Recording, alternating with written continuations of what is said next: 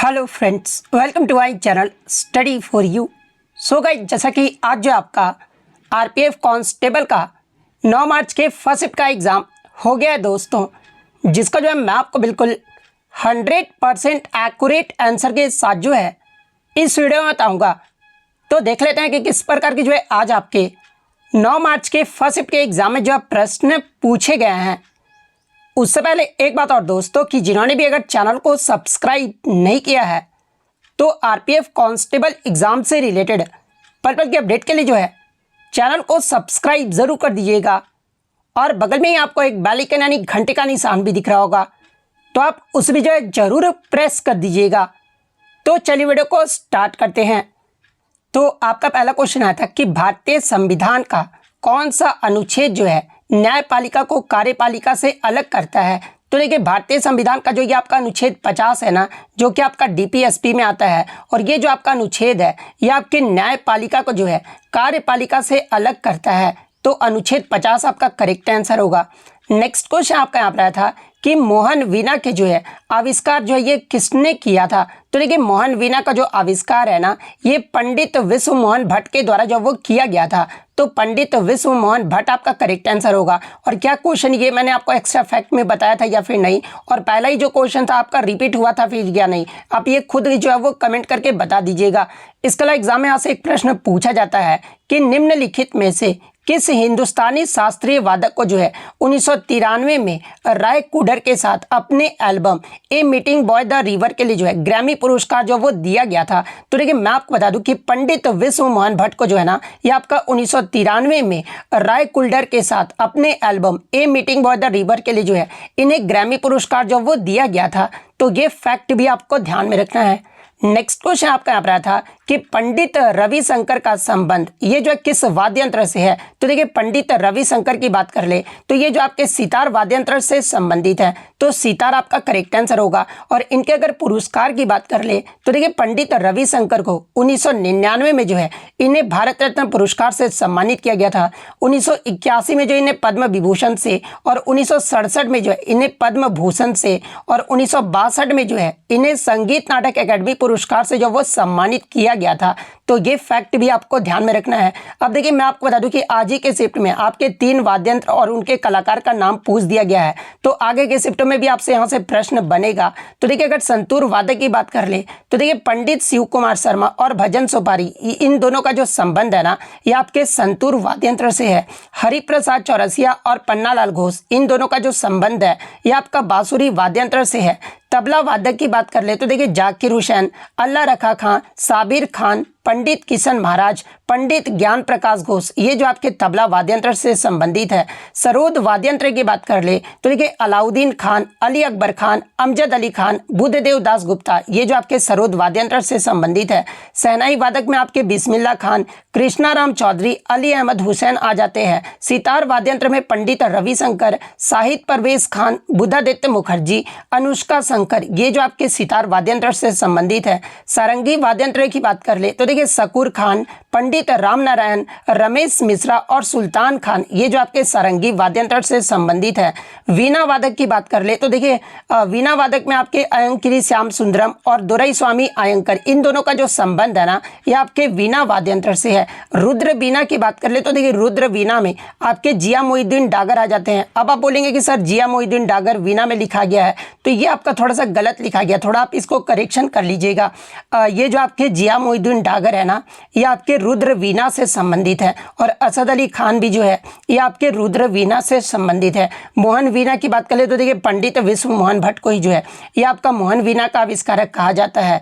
Violin वादक की बात कर ले तो देखिए, Sushri Gopal Krishnan, Shrimati M Rajam, N R. Muralidharan, M Chandrasekharan, V G Jog और लालगुड़ी जयरामन इन सभी का जो संबंध है ना, ये आपके वायलिन वाद्यंत्र से है।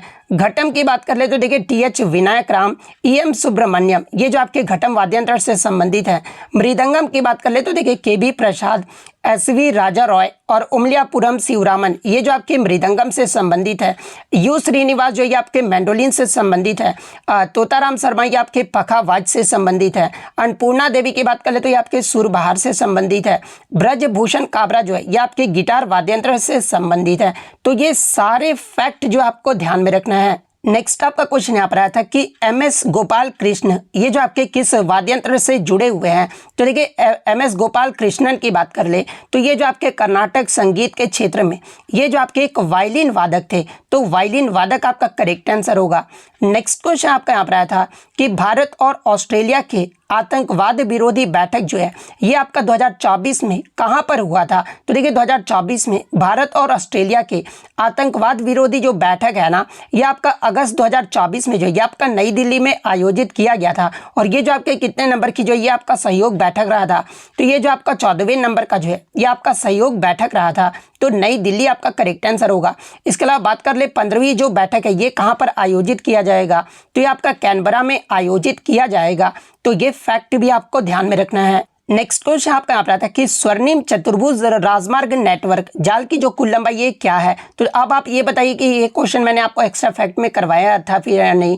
तो जो भी मेरा 3 घंटे का जो मैराथन वीडियो देखे होंगे ना, इजीली मैं 100% ये गारंटी देता हूँ कि आज के शिफ्ट में जो है 35 से 40 क्वेश्चन जो है ना वो ईजिली जो वो करके आ गए होंगे अगर 3 घंटे का मैराथन वीडियो देख कर आए होंगे।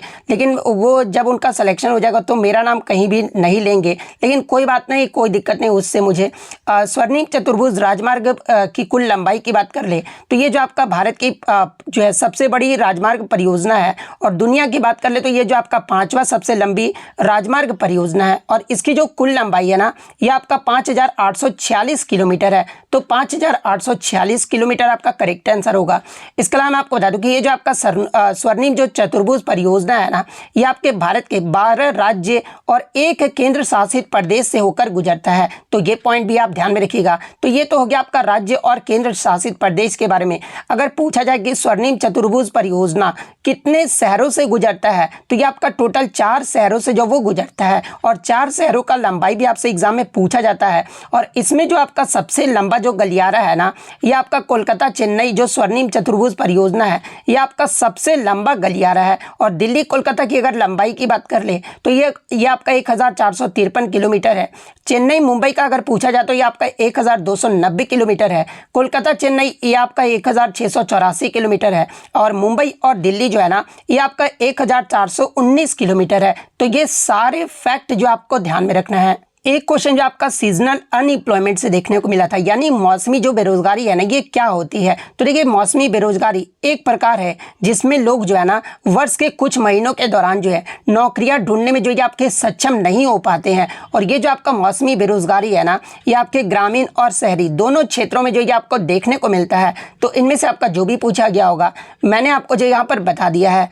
नेक्स्ट आपका क्वेश्चन यहाँ पर आया था कि अनुच्छेद 52 से 78 तक जो है ये किसका उल्लेख किया गया है। तो देखिए मैं आपको बता दूं कि भारतीय संविधान के भाग 5 में आपका वर्णित अनुच्छेद 52 से 78 तक जो है संघीय कार्यकारिणी से जो है आपका संबंधित है। और संघीय कार्यकारिणी के अंतर्गत आपके राष्ट्रपति, उपराष्ट्रपति, प्रधानमंत्री, मंत्रिपरिषद और भारत के जो अटॉर्नी जनरल है ना ये आपके संघीय कार्यकारिणी के अंतर्गत जो ये आ जाते हैं। तो संघीय कार्यकारिणी आपका करेक्ट आंसर होगा। इसके अलावा मैं आपको बता दूं कि भारत के जो राष्ट्रपति होते हैं ना ये भारत के सर्वोच्च अधिकारी होते हैं। और इन्हें जो आपका देश का प्रथम नागरिक एवं सभी सशस्त्र बलों का जो है सर्वोच्च सेनापति भी जो वो कहा जाता है। तो ये फैक्ट भी आपको ध्यान में रखना है।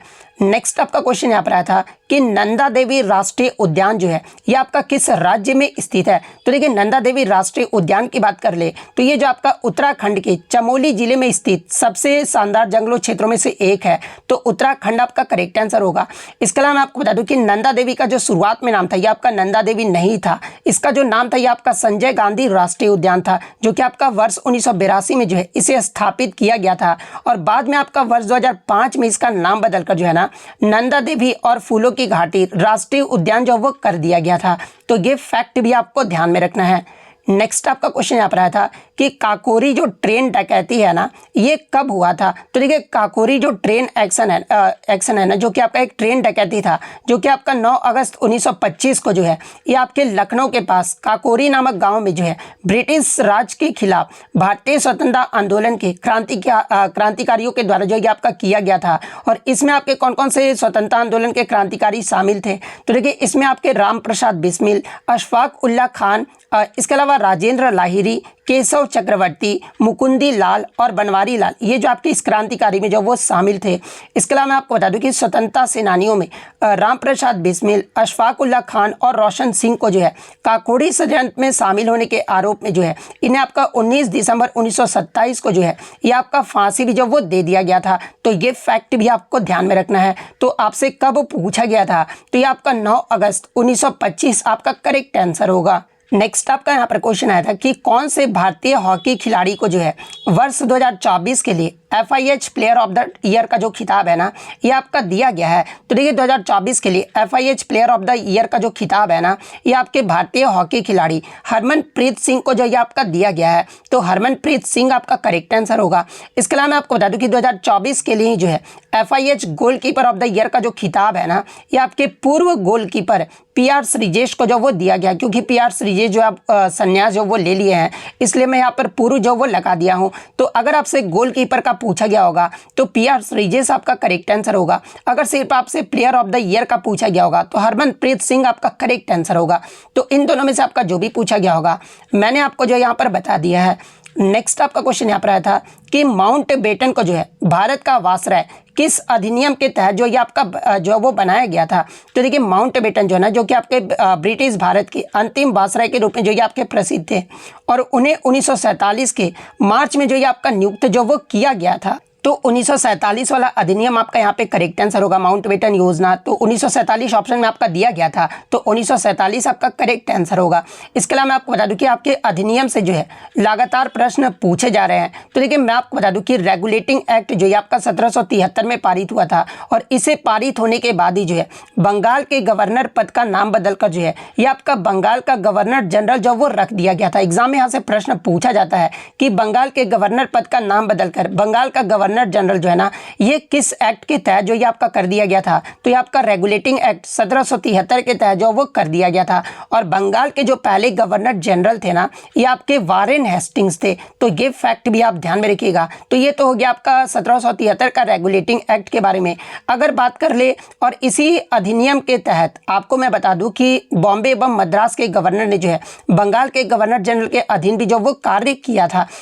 इसके अलावा अगर भारत के गवर्नर जनरल की बात कर ले तो देखिए चार्टर एक्ट 1833 के द्वारा जो है बंगाल के गवर्नर जनरल का पदनाम जो है ये आपका फिर से बदल कर जो है भारत का गवर्नर जनरल जो वो कर दिया गया था। और भारत के जो पहले गवर्नर जनरल थे ना, ये आपके विलियम बेंटिक रहे थे। तो ये पॉइंट भी आप ध्यान में रखिएगा। और इससे प्रीवियस शिफ्ट में आपसे यहाँ पर से पूछा गया था कि आपके किस अधिनियम के तहत जो है भारत के गवर्नर जनरल का नाम बदलकर जो है भारत का वासराय जो वो कर दिया गया था। तो देखिए ये जो आपका भारत सरकार अधिनियम 1858 है ना, इस अधिनियम के तहत भारत के गवर्नर जनरल का नाम बदलकर जो है भारत का वासराय जो वो कर दिया गया था। तो ये सारे फैक्ट जो आपको ध्यान में रखना है और आप कमेंट करके जवाब दीजिएगा कि भारत का जो पहले वासराय थे ना, ये कौन थे। ये जो आप कमेंट करके जो वो जरूर जवाब दीजिएगा।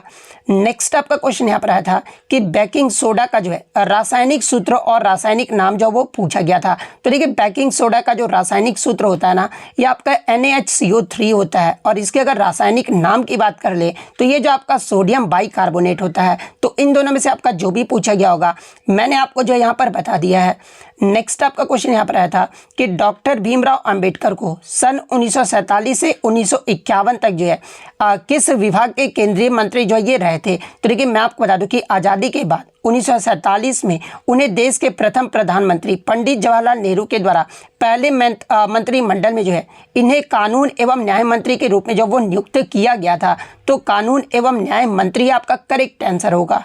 नेक्स्ट आपका यहाँ पर आया था कि निम्नलिखित में से कौन भारतीय राष्ट्रीय कांग्रेस के जो है एक उदारवादी नेता नहीं थे। तो देखिए मैं आपको बता दूं कि इसी शिफ्ट में जो है आपके दो क्वेश्चन जो है ना ये आपका 1907 के कांग्रेस अधिवेशन से आपका पूछा गया था। हालांकि मैं एक ही क्वेश्चन लिया हूँ, एक ही क्वेश्चन में जो है ये दोनों क्वेश्चन को जो मैं आपको यहाँ पर डिफाइन जो वो कर दूंगा, ठीक है, तो आपको टेंशन लेने की जरूरत नहीं है।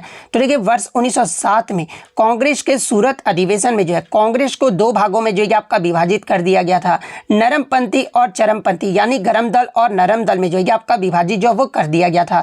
और इसी विभाजन को जो है ये आपका सूरत विभाजन के नाम से भी जो वो जाना जाता है। इसके अलावा मैं आपको बता दूं कि ये जो आपके चरमपंथी जिसे उदारवादी भी कहा जाता है और इसमें आपके 3 समूह थे और इसमें आपके बाल गंगाधर तिलक के नेतृत्व में आपका महाराष्ट्रियन समूह था, बिपिन चंद्र पाल और अरविंदो घोष के नेतृत्व में जो है ये आपका बंगाल समूह था और लाला लाजपत राय के नेतृत्व में जो है ये आपका पंजाब समूह था। तो ये तो हो गया आपका उदारवादी यानी चरमपंथी के बारे में। अगर बात कर ले चरमपंथियों के सबसे प्रमुख नेता जो ये कौन रहे थे, तो ये जो आपके बाल गंगाधर तिलक, लाला लाजपत राय, बिपिन चंद्र पाल, ये जो आपके सामूहिक रूप से ना इन्हें लाल बाल पाल की तिकड़ी के रूप में भी जो है इन्हें जो वो जाना जाता है। सॉरी यहाँ पे उग्रवादी हो जाएगा, तो शायद ऑप्शन में जो आपका यहाँ पर लाला लाजपत राय ही जो वो दिया गया था। तो देखिए लाला लाजपत राय जो है ना ये आपका उदारवादी नेता से जो वो संबंधित नहीं थे, जबकि आपके ये किससे, तो ये आपके चरमपंथी से संबंधित है।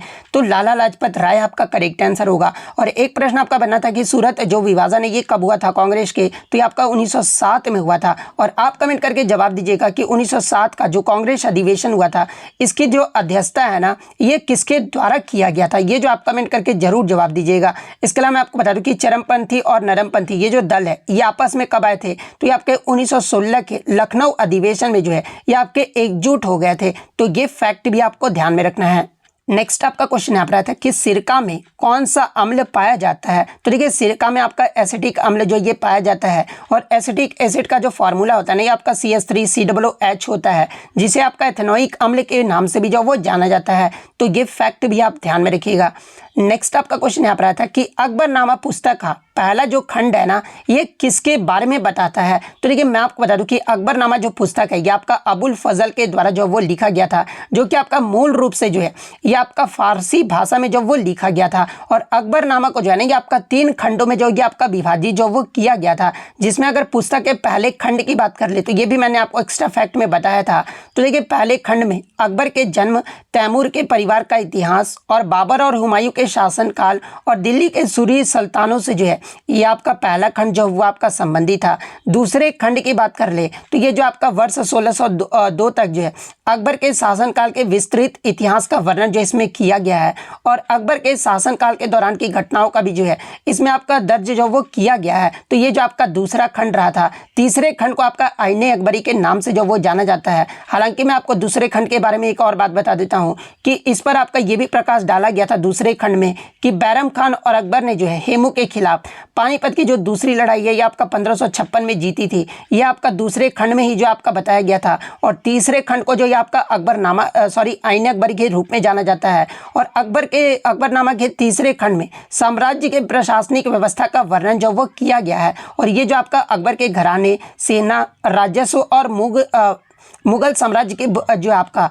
भूगोल से जो ये आपका संबंधित रहा था। तो पहला खंड आपसे पूछा गया था, तो ये वाला ऑप्शन आपका यहाँ पे करेक्ट आंसर होगा।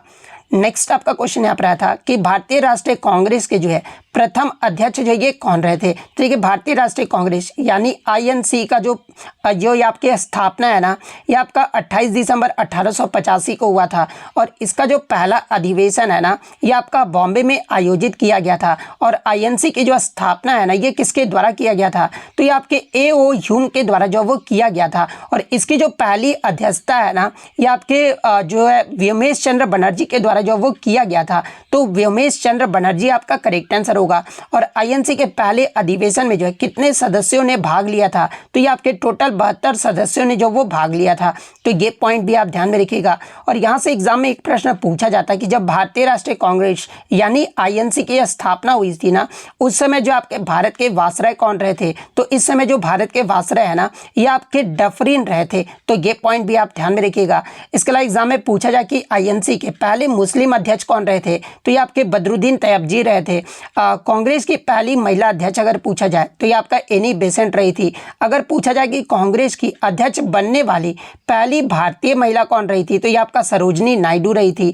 आईएनसी के पहले अंग्रेज अध्यक्ष के बारे में अगर पूछा जाए तो ये आपके जॉर्ज यूल रहे थे। तो ये सारे फैक्ट जो आपको ध्यान में रखना है। नेक्स्ट आपका क्वेश्चन यहाँ पर आता है कि निम्नलिखित में से किस संगठन ने जो है सारथी मोबाइल एप्लीकेशन जो वो लॉन्च किया है। तो देखिए ये जो आपका जनवरी 2022 में सेबी के द्वारा, यानी जिसका फुल फॉर्म आपका भारतीय प्रतिभूति और विनिमय जो आपका बोर्ड होता है, और इसी के द्वारा जो आपका जनवरी 2022 में जो है सारथी मोबाइल ऐप जो वो आपका लॉन्च किया गया था। तो जनवरी 2022 आपका करेक्ट आंसर होगा। और सेबी का जो आपका ये स्थापना ये आपका शायद 1988 में हुआ था। आप एक बार देख लीजिएगा, ऐसे मैं अभी ध्यान में नहीं आ रहा है, लेकिन शायद आपका 1988 में इसकी जो है वो स्थापना की गई थी।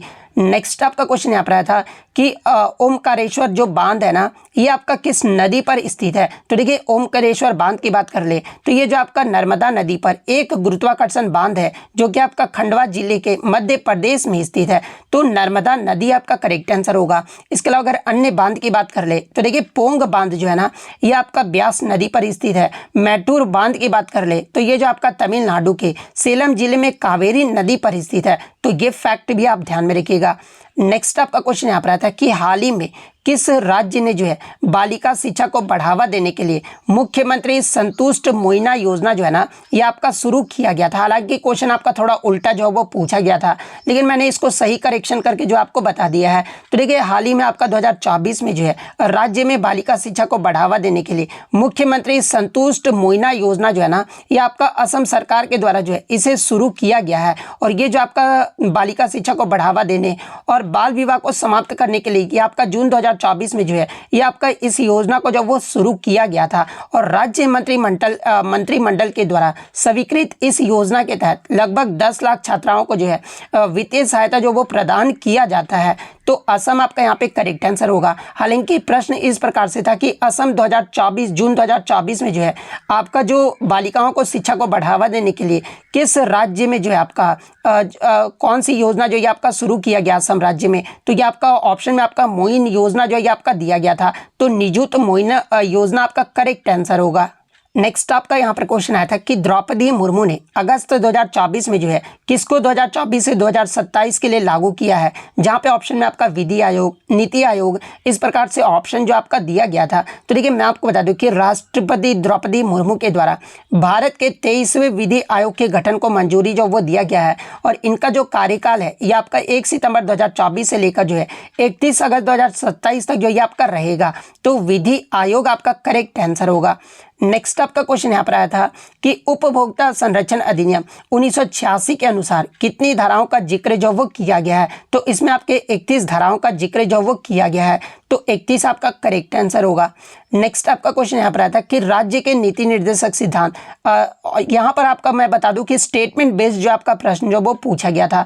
तो देखिए राज्य के नीति निर्देशक सिद्धांत की बात कर ले, यानी डीपीएसपी की बात कर ले, तो ये जो आपका भारतीय संविधान के भाग 4 के अनुच्छेद 36 से 51 में जो ये आपका वर्णित है, और इन अवधारणाओं का जो उद्देश्य है ना, ये भारत में कल्याणकारी राज्य बनाना और सभी नागरिकों के लिए सामाजिक और आर्थिक न्याय जो ये आपका सुनिश्चित करना है।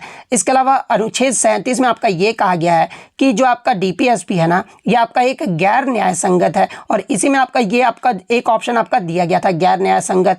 तो ये वाला ऑप्शन आपका यहाँ पे करेक्ट आंसर होगा। नेक्स्ट आपका क्वेश्चन यहाँ पर आया था कि महाराजा धीराज की उपाधि अपनाने वाला पहला गुप्त शासक कौन था। तो देखिए महाराजा धीराज की उपाधि अपनाने वाला जो पहला गुप्त शासक था ना, ये चंद्रगुप्त प्रथम था। तो चंद्रगुप्त प्रथम आपका करेक्ट आंसर होगा।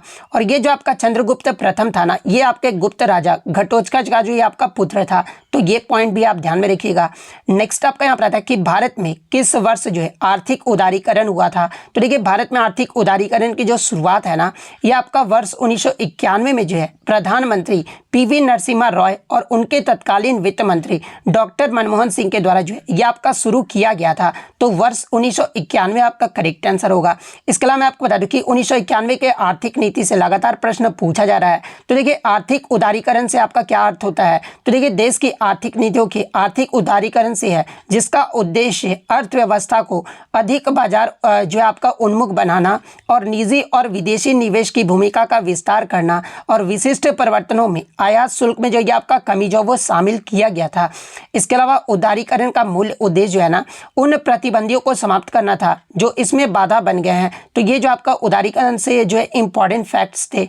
नेक्स्ट आपका क्वेश्चन यहाँ पर आया था कि संयुक्त राज्य अमेरिका ने नाइजीरिया के साथ 2024 में जो है किस योजना की जो वो शुरुआत की है। तो देखिए अमेरिका सरकार की नाइजीरिया के लिए जो है आपका नई खाद्य सुरक्षा योजना जो है ना इसको बढ़ावा देने के लिए जो ये आपका शुरू जो वो किया गया है। तो खाद्य सुरक्षा योजना आपका करेक्ट आंसर होगा।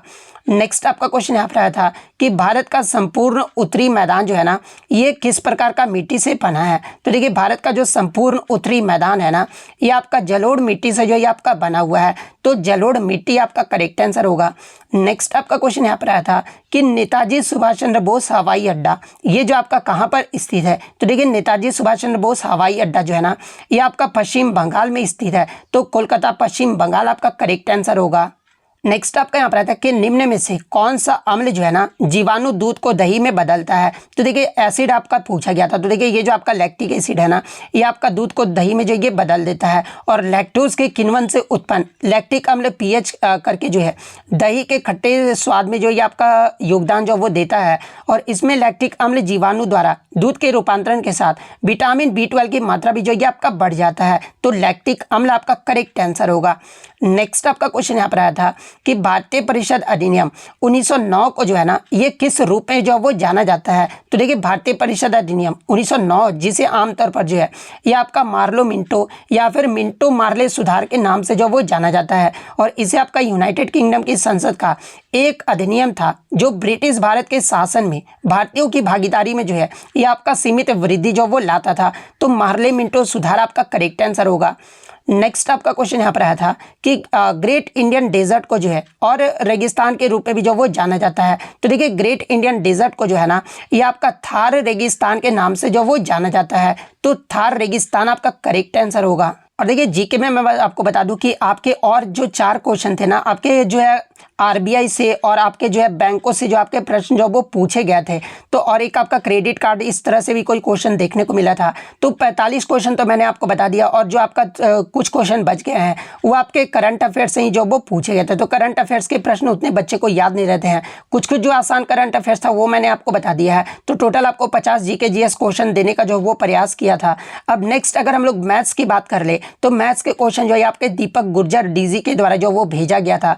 तो देखिए दीपक गुर्जर डीजी ने आप यहाँ पे मैथ्स के क्वेश्चन तो वो देख सकते हैं। 375 मीटर ट्रेन विपरीत दिशा से आ रहे हैं, 10.2 किलोमीटर पर आवर से आदमी को 15 सेकंड में पार करता है। तो ट्रेन की जो चाल होगी ना ये क्या होगी। इस प्रकार से आपका मैथ का प्रश्न पूछा गया था। तो अगर आपने इसे सॉल्व किया तो आप कमेंट करके बताइएगा कि आपका जो उत्तर है ना वो कितना आ रहा था। या फिर अगर जिनका आगे आने वाला एग्जाम है वो भी कमेंट करके जरूर बताइएगा, तभी मैं मैथ के क्वेश्चन भी लेकर आऊँगा। अगर आप लोग अच्छा रिस्पॉन्स ही नहीं दोगे मैथ पे तो मैं मैथ्स के क्वेश्चन क्यों लेकर आऊँगा। ठीक है, तो आप क्वेश्चन को जो है जरूर जवाब दीजिएगा। किसी धर्म में आपका 57 इस प्रकार से आपका क्वेश्चन देखने को मिला था। जो एग्जाम देकर आए ये क्वेश्चन पढ़ के जो वो इजीली समझ जाएंगे। साधारण इंटरेस्ट 4 ईयर में 40% बढ़ जाता है। उसके बाद इस प्रकार से आपका 15 लाख का 3 ईयर का CI जो है ये क्या होगा। आप देख सकते हैं कि इतना बड़ा डाटा आपका दिया जा रहा है और 3 ईयर का आपका CI जो वो पूछा जा रहा है। तो यही सब जो प्रश्न होते हैं ना ये आपका कैलकुलेटिव जो वो बना देते हैं, जो कि आपके टाइम कंज्यूमिंग जो वो देखने को मिलता है। इसके अलावा धारा की चाल आपका इस प्रकार से क्वेश्चन आप देख सकते हैं। मैं आपको सारा क्वेश्चन एक करके सारे क्वेश्चन जो आपको दिखा देता हूं। ABC किसी टंकी को 8 आवर में भर सकते हैं। तीनों एक साथ खोला जाता है। 2 आवर्स के बाद C को बंद कर दिया जाता है। तो फिर आपके शेष भाग को AB 9 आवर में भरते हैं। पूरा टंकी को C कितने देर में ये भरेगा। इस प्रकार से आपका क्वेश्चन देखने को मिला था। आयत का विकर्ण आपका 10 सेंटीमीटर, उसकी लंबाई चौड़ाई का रेशियो 3:4 है। उसका परिमाप जो वो कितना होगा। उसके बाद क्यूब का विकर्ण आपका 18√3 था। तो क्यूब का जो वॉल्यूम आपसे पूछा गया था। 3 क्वेश्चन आपके सिंप्लीफिकेशन से जो आपसे पूछे गए थे। उसके बाद आपका ये टंकी वाला जो है ऑप्शन आपका इस प्रकार से जो वो दिया गया था, बच्चे ने बताया है। एक गाड़ी को ये आपका दिया गया था, बेचने पर इतना % का लाभ होता है, हानि होता है। इस प्रकार से आपको क्वेश्चन देखने को मिला था। आप मैथ्स के क्वेश्चन जो है वो देख लीजिए। उसके बाद आज एनालिसिस वाले क्लास में मेरा नाम ले लीजिएगा सर, तो मैंने इनका नाम तो ले लिया है। उसके बाद एक जो है यहाँ पर आपका एक क्वेश्चन था RT-PCR रिपोर्ट से था, जहाँ पे ऑप्शन में आपका मलेरिया और चिकनपॉक्स करके डेंगू करके इस ऑप्शन आपका दिया गया था। तो इससे एग्जैक्ट क्या प्रश्न पूछा गया था ये भी जो आप कमेंट करके ज़रूर बता दीजिएगा। नेक्स्ट अगर बात कर ले तो एक ने लाल सिंह जो सीकर है ना, इन्होंने जो है क्वेश्चन भी जो वो भेजा था, तो इनको भी जो है मैं तहे दिल से जो वो शुक्रिया अदा करना चाहता हूँ कि इसी प्रकार से आप टेलीग्राम पे जो क्वेश्चन भेजते हैं तो आपको भी जो है। और इसके अलावा विकास यादव भी जो है मैथ्स के प्रश्न जो वो भेजे हैं, इसके अलावा GK GS के भी जो है प्रश्न भेजे थे, तो आप मैथ्स के भी प्रश्न जो वो देख लीजिएगा। इनका भी जो है मैं तहे दिल से शुक्रिया अदा करना चाहता हूँ कि क्वेश्चन जो है ये भेजते हैं। तो इतने क्वेश्चन जो है आज मुझे बच्चों के द्वारा मिले थे जो कि आपके 100% रियल और ऑथेंटिक हैं। तो अगर वीडियो अच्छी लगी हो तो वीडियो को जो है लाइक ज़रूर कर दीजिएगा, और इसी तरह रियल एनालिसिस पाने के लिए जो है चैनल को सब्सक्राइब ज़रूर कर दीजिएगा। तो मिलते हैं नेक्स्ट वीडियो में, तब तक thank you, all the best.